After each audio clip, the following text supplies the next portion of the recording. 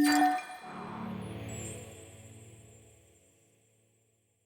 everybody, my name's Avishai, and I'm collaborating with Airwiggles to bring you this awesome new game audio event called the Implementournament. In this video, I'll be breaking down the Unreal Engine project that you'll be working on, built by the amazing John Kelleher.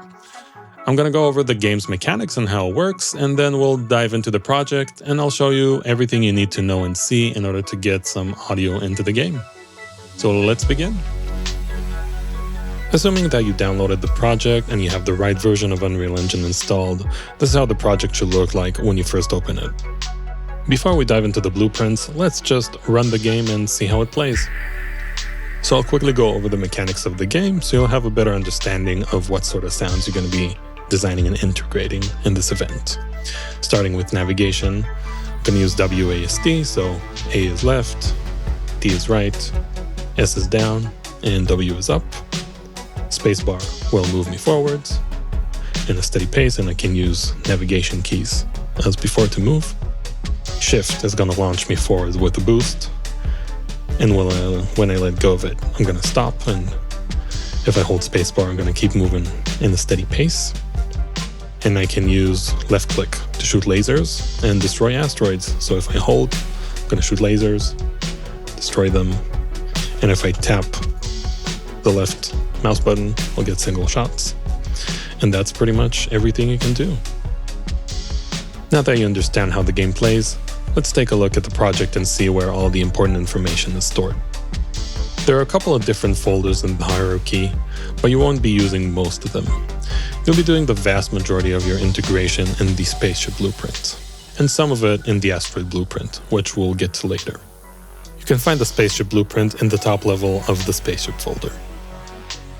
This blueprint has a lot of different variables, but the variables you'll need access to are very simply laid out in the event graph. The top section of the graph contains all the code required to make the spaceship work. The variables that you'll most likely want to use are spread across the bottom half of the graph.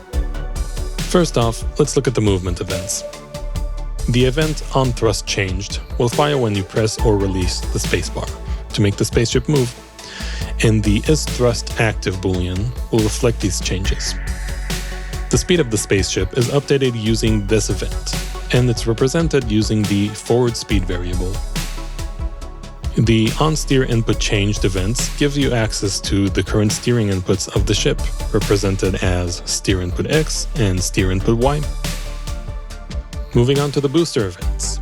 The onStarted boosting event will fire when you press the shift key and make the ship boost, and the onStop boosting event will fire when you release the shift key.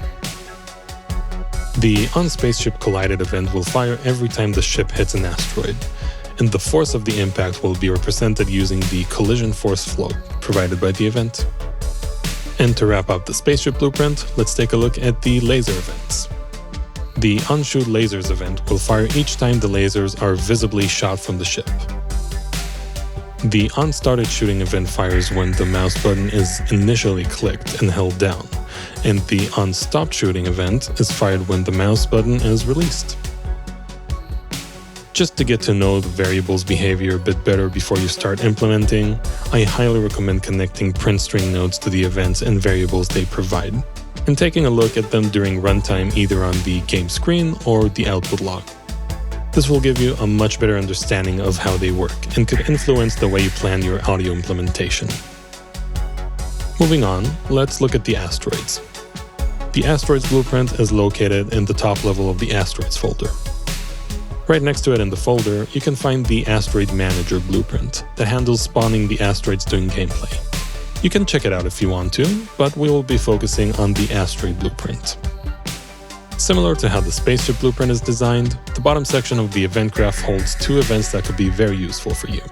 OnAsteroid Damaged will fire whenever an asteroid is damaged by the lasers, and OnAsteroid Destroyed will fire whenever it takes too much damage and explodes.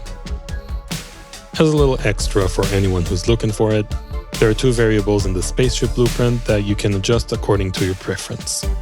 The boolean should invert Y movement will allow you to invert the Y-axis controls of the spaceship when pressing W and S while flying. And the is-continuous shooting enable boolean will let you switch between constantly shooting your laser when holding your left mouse button, or just firing a single laser shot when clicking and holding. So that's pretty much it for this project breakdown.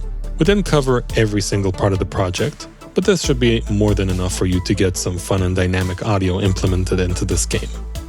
So good luck, and hopefully I'll see you at Airwiggles.